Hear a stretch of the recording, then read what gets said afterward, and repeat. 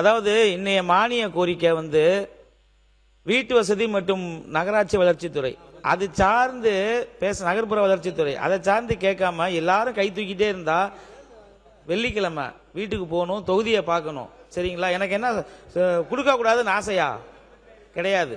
நீங்க பேசுங்க சுருக்கமா. இல்ல இல்ல இல்ல, இந்த துறை சார்ந்த கேள்விகளை தான் கேட்கறது தான் மரபு. சரிங்களா? சு பழனிசாமி பேசலாம். அக்கா நீங்க காலையில பேசுனீங்க. இல்ல இல்ல, 2 முறை பயன்பாட்டுக்கு எடுத்துக்காதீங்க. பேசாதவங்க நிறைய பேர் இருக்கிறாங்க. இல்ல இல்ல இல்ல இல்ல, நேரம் இருந்துச்சுன்னா பின்னாடி கொடுக்கிறேன். நேரம் இருந்துச்சுன்னா பின்னாடி. மாண்புமிகு உறுப்பினர் பேரவை துணைத் தலைவர் அவர்களே வணக்கம். இந்த 17வது சட்டமன்ற பேரவையில் பேச வாய்ப்பளித்தமைக்கு நன்றியை தெரிவித்துக் கொண்டு, தென்பெண்ணை நதிக்கரையோரம் ஆன்மீகமும் இலக்கியமும் இணைந்து செழித்த திருக்கோயிலூர் தொகுதியின் மக்களின் குரலாக இந்த ஜனநாயக பேரவையில் முதல் முறையாக உரையாற்றுவதில் பெரும் மகிழ்ச்சியும் பெருமையும் அடைகிறேன். சைவமும் வைணமும் ஒன்றே சங்கமிக்கும் கோவில் அமைந்த பூமி, புனித பூமி திருக்கோயிலூர். மெய்ப்பொருள் நாயனார்கள் வாழ்ந்த, முக்தி அடைந்த பெருமைக்குரிய மண் திருக்கோயிலூர் மண். முதல் ஆழ்வார்கள், பொய்கை ஆழ்வார்கள், பூதத்தாழ்வார், பேயாழ்வார் மூவரும் ஒன்று கூடி தமிழ் பாடிய வரலாற்று சிறப்பு மிக்க திருக்கோயிலூர் நகரம். கபிலர் பெருமான் தன் நட்பிற்காக இலக்கணமாக பாரி மன்னனுடைய மகள்களை காத்து இறுதி வரை உயிர் நீர்த்தவர். தென்பெண்ணை ஆற்றங்கரையில் வடக்கில் உயிர் நீர்த்த கபிலர் குன்று அமைந்துள்ளது. வரலாற்று சிறப்புமிக்க நகரம் திருக்கோயிலூர். தமிழகத்தை ஆட்சி செய்த மாபெரும் தலைவர்கள் பேரறிஞர் அண்ணா, புரட்சி தலைவர் எம்ஜிஆர், புரட்சி தலைவர் அம்மா இவர்கள் இருக்கும் திசையை நோக்கி வணங்கி எனக்கு முதல் முறையாக போட்டியிட வாய்ப்பளித்த அனைத்து இந்திய அண்ணா திராவிட முன்னேற்ற கழகத்தின் மாபெரும் பொதுச் செயலாளர், புரட்சி தமிழர், முன்னாள் முதல்வர் ஐயா எடப்பாடி அவர்களை வணங்கி, முதல்வர் அவர்களையும் வணங்கி, எதிர்கட்சி தலைவர் அவர்களையும் வணங்கி, இங்கே அவையில் இருக்கின்ற அனைத்து சட்டமன்ற உறுப்பினர்களையும் வணங்கி, தொகுதி மக்களுக்காக எனக்கு வாக்களித்த தொகுதி மக்களையும் வணங்கி, இந்த பழனிசாமியின் மனமார்ந்த நன்றியினை தெரிவித்துக் கொள்கிறேன். தொகுதி மக்களே என் தெய்வம். மீண்டும் அவர்களுக்கு நான் நன்றியை தெரிவித்துக் கொள்கின்றேன். மற்றும் எனக்கு உறுதுணையாக இருந்த பத்திரிகையாளர்கள், ஊடகங்கள் மற்றும் யூடியூப் நண்பர்கள் மற்றும் காவல்துறையைச் சேர்ந்த அதிகாரி அவர்களுக்கும்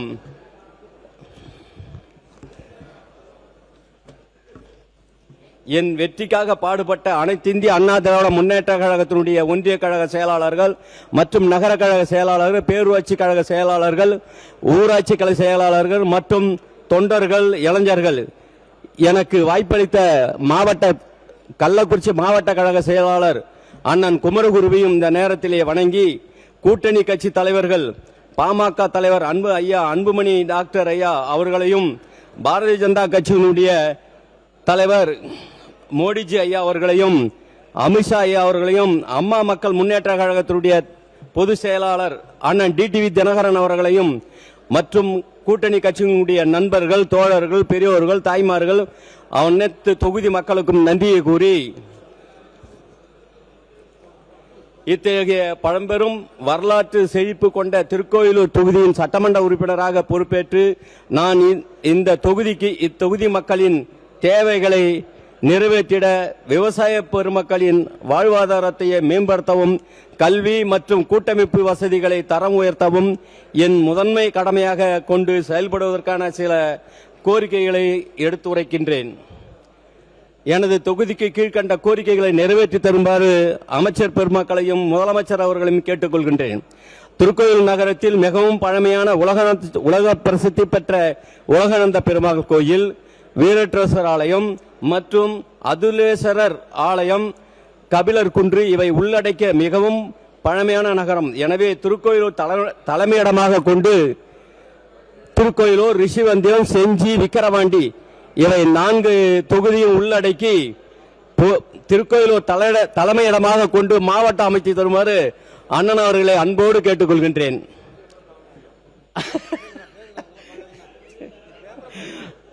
விவசாய கடன் முழுவதும் தள்ளுபடி செய்ய வேண்டும் என்று மக்களுடைய முழுமையான கோரிக்கை. அதை மறுபடியும் பரிசீலனை செய்து அதற்கு ஆவணம் செய்யும்படி அன்போடு கேட்டுக்கொள்கின்றேன். திருக்கோயில் தொகுதிக்குட்பட்ட திருக்கோயிலூர் மற்றும் 20 ஊராட்சிகளை விழுப்புரம் மாவட்டத்தில் இணைக்க வேண்டும் என்று தொகுதி மக்களின் நீண்ட நாள் கோரிக்கையாக இருந்தது. அது அரசினுடைய கவனத்தில் வைக்கப்பட்டுள்ளது என்பதையும் இந்த நேரத்தில் தெரிவித்துக் கொள்கின்றேன்.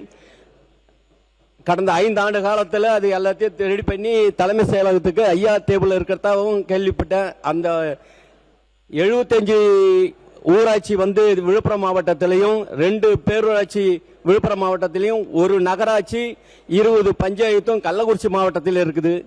அதனால அந்த 20 ஊராட்சியும் திருக்கோயில் நகரத்தையும் விழுப்புரம் மாவட்டத்தால் இணைச்சி திருக்கோயிலூர் தொகுதி ஒருங்கிணைந்த தொகுதியாக அறிவிக்க வேண்டும் என்று கேட்டுக்கொள்கின்றேன். கடந்த 5 ஆண்டு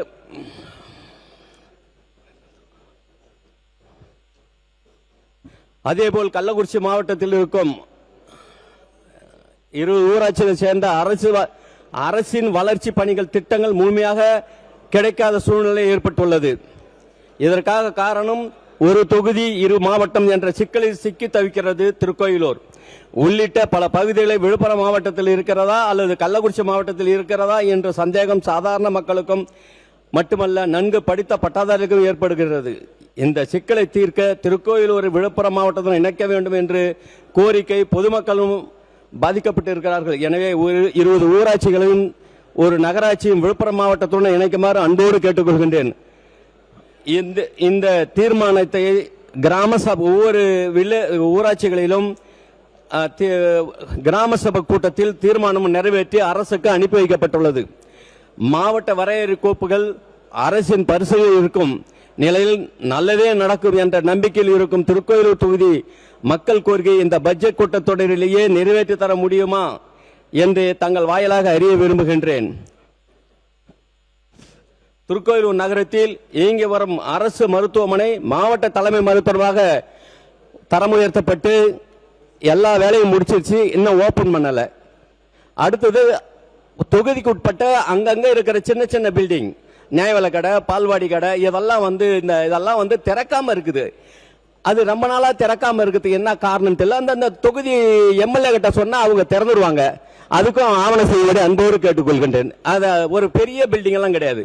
கேட்ட விஓ ஆபீஸ், இந்த நியாயவிலை கடை, இதெல்லாம் என்ன பண்றாங்கன்னா பூட்டி வச்சுக்கிறாங்க. 1 இயர் 1.5 வருஷம் 2 வருஷமா பூட்டி வச்சிருக்காங்க. காரணம் அமைச்சர் சொல்லணும், கலெக்டர் சொல்லணும் அப்படின்னு சொல்றாங்க. அந்த கலெக்டர்கிட்ட அதை நீங்க சொல்லி அந்த சம்பந்தப்பட்ட எந்த தொகுதி எம்எல்ஏ கிட்ட சொல்லி அதை திறக்கிறதுக்கு ஆவணம் செய்யுமாறு அன்போடு கேட்டுக்கொள்கின்றேன். அது ரொம்ப ரொம்ப அவசரம். கட்டி முடிக்கப்பட்டு பலகாலம் மூட்டியே கிடக்குது. அது அங்க இருக்கிற நாங்க போகும்போது மக்களுடைய கோரிக்கை பெரிய கோரிக்கை இருக்குது. அண்ணன் விலையடிப்பாருன்னு நினைக்கிறேன். மாண்புமிகு அவை முன்னவர், மாண்புமிகு பேரவைத் தலைவர் குடிப்பிரிவு 1 வருஷம் 1.5 வருஷத்துக்கு முன்னாடி எல்லாம் கட்டணமா திறக்காது இருக்கிறாரு. அதுக்கெல்லாம் அவங்க தான் பொறுப்பு. மாண்புமிகு மக்கள் நல்வாழ்வுத்துறை அமைச்சர். பேரவை துணைத் தலைவர் அவர்களே, மாண்புமிகு திருக்கோயிலூர் உறுப்பினர் சொல்வது உண்மை. அந்த அரசு மருத்துவமனை கட்டி அனைத்து வேலைகளையும் முடிந்து இன்னும் ஆரம்பிக்கப்படாமல் இருக்கிறது. அதற்கு ஒரு பில்டிங் பிளான் அப்ரூவல் தான் பெண்டிங். கூடிய விரைவில் அந்த பில்டிங் அரசு மருத்துவமனை ஓபன் செய்யப்படும். மாண்புமிகு உறுப்பினர், அந்த சப்ஜெக்டை விட்டுருங்க, திறந்துருவாங்க. நன்றிண்ணா. மாண்புமிகு முன்னாள் அமைச்சர் KN நேரு அவர்கள். நன்றி. மாண்புமிகு பேரவைத் தலைவர் அவர்களே, நீங்கெல்லாம் வந்து திறக்கணும்னு தான் அதை இப்படி வச்சிருக்கிறாங்க. இப்ப திறங்கலாங்க, போய் யாரு ஒண்ணு வேணாங்கிறான்.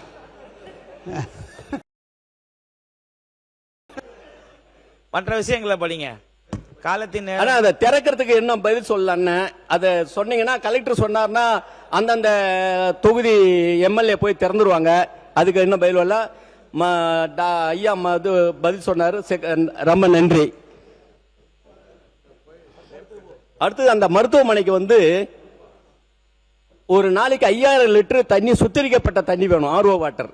என்னைய பார்த்து பேசுங்க மாண்புமிகு உறுப்பினர். 1 லட்சம் லிட்டர் தண்ணி அளவு கொண்ட டேங்க் கட்டி அதுக்கு தென்பெண்ணை ஆற்றுல இருந்து தென்பாற்றை ஆறு வந்து பக்கத்துல அருகாமையில் இருக்கு, ஒரு 500 மீட்டர்ல இருக்குது. அதுல தனி கிணறு அமைச்சு ஏன்னா கார்பரேஷன்ல எப்போ வருது தண்ணி, அந்த அங்க போனாவே அது ஒரு பெரிய பிரச்சனையா கம்ப்ளைண்ட் பண்றாங்க. குடிக்க தண்ணி இல்ல, ஆர்ஓ வாட்டர் வரல, இதெல்லாம் வரலன்னு சொல்றாங்க.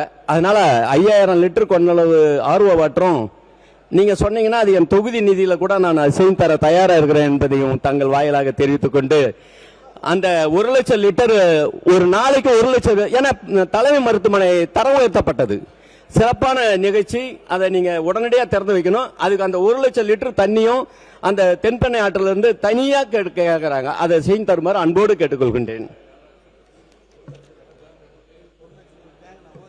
ஆமா, திருக்கோயிலூர் அரசு சங்கவை ஸ்கூல்ல வந்து 2800 பசங்க படிக்குது. அந்த ஸ்கூலுக்கு என்ன அப்படின்னா, ரோடு போக்குவரத்து அதிக நிறைந்த பகுதி, டவுன் பகுதி. பஸ் ஸ்டாண்டுக்கு போற பஸ், வெளியூருக்கு போற பஸ் எல்லாம் அந்த வழிதான் போய் ஆகணும். வாகன வசதி ரொம்ப அதிகம். அதனால அந்த கிராஸ் பண்றதுக்கு பயந்துகினே பசங்களை விளையாட்டு மைதானத்துக்கு அழைத்து செல்வது இல்லை. எனவே அவர்களுக்கு நடை மேம்பாலம், அந்த நடை மேம்பாலம் அமைத்து கொடுத்தால் அந்த மாணவர்கள் எந்த விதமான டிஸ்டர்பும் இல்லாம அங்க அந்த விளையாட்டு திடலுக்கு சென்று விடுவார்கள் என்பதை இந்த நேரத்தில் தெரிவித்துக் கொண்டு, அதே மாதிரி ஆண்கள் கபிலர் ஆண்கள் மேல்நிலை பள்ளிக்கு வந்து விளையாட்டு மைதானம் இல்ல. இப்ப புதுசாக பஸ் நிலையம் அமைக்கப்பட்டுள்ளது. அதுக்கு பக்கத்துல திருவிக்கிரசாமி கோயிலுக்கு சொந்தமான இடம் இருக்குது. அங்க விளையாட்டு மைதானம் அமைத்து தர ஏற்பாடு செய்யுமாறு அன்போடு கேட்டுக்கொள்கின்றேன். திருக்கோயிலூர் நகரத்தில் வசிக்கும் ஏழை எளிய மக்களுக்கு சமுதாய கூட அமைத்து தரணும். மாண்புமிகு உறுப்பினருக்கு திருக்கோயில் நகரத்தில் வசிக்கும் வீடு இல்ல. மாண்புமிகு உறுப்பினர் உங்களோட கோரிக்கைகள்லாம் அருள் கூர்ந்து நீங்க கொண்டு வந்து கொடுங்க, சரிங்களா? முக்கியமானதா 2 விஷயங்கள் சொல்லுங்க. இல்ல நான் வந்து நீங்க அதிக நேரம் எடுத்துக்கிட்டீங்கன்னு சொல்லல. காலையில அப்படி அதிக நேரம் எடுத்துக்கிட்டவங்கனால கடைசியில பேசுறவங்களுக்கான வாய்ப்பு மறுக்கப்படுது. இதை நான் பலமுறை சொல்லி இருக்கிறேன். முதல் முறை அறிமுக பேச்சு அது மைக்கா இன்னைக்கு வண்டி. சரி, கொஞ்சம் சீக்கிரம். சரி, நீங்களே 5 நிமிஷம் வேணும் பண்ணிட்டீங்க. இல்ல நாங்களேனா திருக்கோயிலூர் நகரத்தில் வசிக்கும் வீடு இல்லாத ஏழைகளுக்கு அடுக்குமாடி வீடு கட்டி தரப்படுமா?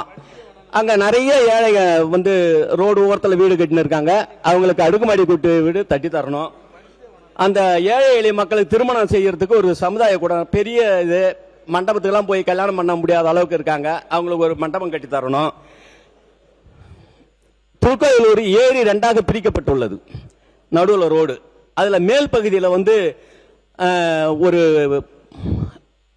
பூங்கா அமைச்சு நடைப்பயிற்சிக்காக இடம் இல்லை. அதனால அந்த நடைப்பயிற்சி எதையும் பூங்கா அமைச்சும் மாணவ செல்வங்களுக்கு படவ சவாரியும் ஞாயிற்றுக்கிழமை விளையாட அது ஒரு சின்ன பூங்கா அமைச்சு தருமாறு அன்போடு கேட்டுக்கொள்கின்றேன்.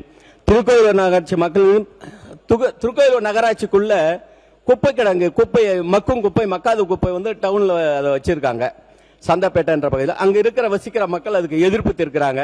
அது எதனா வேற இடம் மாற்ற முடியுமா என்பதையும் ஆராய்ந்து அதுக்கு வேண்டிய ஏற்பாடு செய்யுமாறு அன்போடு கேட்டுக்கிறேன். திருக்கோயிலூர் விழுப்புரம் சாலையில் திருக்கோயிலூர் ரயில்வே மேம்பாலம் ரொம்ப நாளா வர அத்தினி சட்டமன்ற உறுப்பினரும் வாக்குறுதி கொடுப்பாங்க, வர அத்தினி நாடாளுமன்ற உறுப்பினரும் வாக்குறுதி கொடுப்பாங்க. ஆனா 50 வருஷமா அது எந்த விதமான மேம்பாலமும் கட்டித்தரல. தங்கள் வாயிலாக அது கட்டித்தரணுமாறு அன்போடு கேட்டுக்கொள்கிறோம். அடிக்கடி திருப்பதி காட்பாடி அந்த ரயில் போகும்போது கேட்டை மூடுறாங்க. குறைஞ்சபட்சம் 5 நிமிஷம் 10 நிமிஷம் நிக்க வேண்டியது. அது ஒரு செய்தி தருமாறு அன்போடு கேட்டுக்கொள்றேன். திருக்கோயிலூர் டு மணமுண்டி சாலையில் துறிஞ்சல் ஆற்றில் வந்து ஒரு பாலம், புது பாலம் கட்டிட்டாங்க. ஏற்கனவே பழைய பாலம் இருக்குது. அந்த பழைய பாலம் தூணும் புதிய பாலத்துடைய தூணும் மறிச்சு தண்ணியை தேங்கிடுது. அணை மாதிரி தேங்கின உடனே கோட்டமருதூர், மணமுண்டி, தேவனூர் இந்த 3 கிராமங்களும் விவசாயியும் வீடு உள்ளேயும் அந்த தண்ணி உள்ள பூந்துடுது. அதனால இந்த பழைய பாலத்தை உடனடியாக நீக்கி தருமாறு அன்போடு கேட்டுக்கொள்கின்றேன்.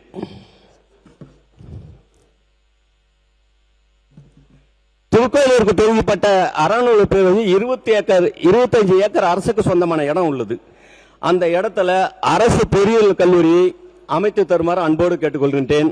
அடுத்து அதே மாதிரி அந்த ஊர்ல மாணவிகளுக்கு திருக்கோயிலூர் தொகுதியிலே வந்து மாணவிகள் தங்கி படிக்கும் ஹாஸ்டல் வசதி இல்லை என்பதையும் தங்களுக்கு தெரிவித்துக் கொள்கிறேன். மாண்புமிகு உறுப்பினர், உங்களோட கோரிக்கைகளை நீங்க கொடுங்க. எனக்கும் சங்கடமா தான் இருக்குது உங்களை வந்து 12 நிமிடங்கள்ல இடைமறிக்கிறதுக்கு. சரிங்களா? இன்னைக்கு வெள்ளிக்கிழமை காலையில் நேரம் எடுத்துக்கிட்டாங்க, நிறைய பேர் எடுத்துக்கிட்டாங்க. ஆகையினால நீங்கள் உங்கள் கோரிக்கைகளை கொடுங்க. நன்றி சொல்லுங்க, தயவு கூர்ந்து நன்றி சொல்லுங்க. இல்ல சரி, ஆயந்தூர்ல வந்து ஒரு புறக்காவல் நிலையம் அமைச்சு தரணும். திருக்கோயிலூர் நகரத்தில் பாதாள சாக்கடை அமைக்கப்படுமா? சென்னகுணம் ஊராட்சியில் அரசு உயர்நிலைப் பள்ளி, சிறுமலை ஊராட்சி அரசு உயர்நிலைப் பள்ளி மற்றும் ஆயந்தூர் புதுப்பாளையம் ஊராட்சியில் உள்ள உயர்நிலைப் பள்ளியை மேல்நிலைப் பள்ளியாக தரம் உயர்த்தப்படுமா என்று கேட்டுக்கொள்கிறேன். அந்திலி டு ஆயந்தூர் சாலையை 2 வழி சாலையாகவும், விழுப்புரம் டு திருக்கோயிலூர் சாலையை 4 வழி சாலையாகவும், கழுமரம் தென்பெண்ணை ஆற்றில் இருந்து சொரையப்பட்டு கொழுந்தாம்பட்டு நெடுக்கம்பட்டு அத்திப்பாக்கம் சடைக்கட்டி வரை கூட்டு குடிநீர் திட்டம் செயல்படுத்த வேண்டும். அடுத்து வடக்கெண்ணிப்பள்ளி தென்பெண்ணை ஆற்றில் இருந்து முதலூர், எல்ராம்பட்டு, வடமலையனூர், வெள்ளிவாளம் ஊராட்சி வரை கூட்டு குடிநீர் திட்டத்தை செயல்படுத்த வேண்டுமான அன்போடு கேட்டுக்கொள்கிறேன்.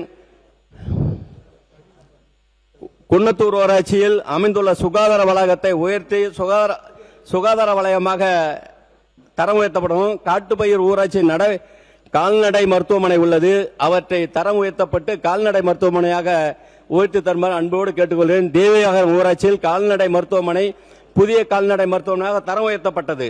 ஆனால் அதற்கு வேண்டிய கட்டணம் இன்னும் அண்ணெல்லாம் செஞ்சு கொடுப்பீங்க தானா?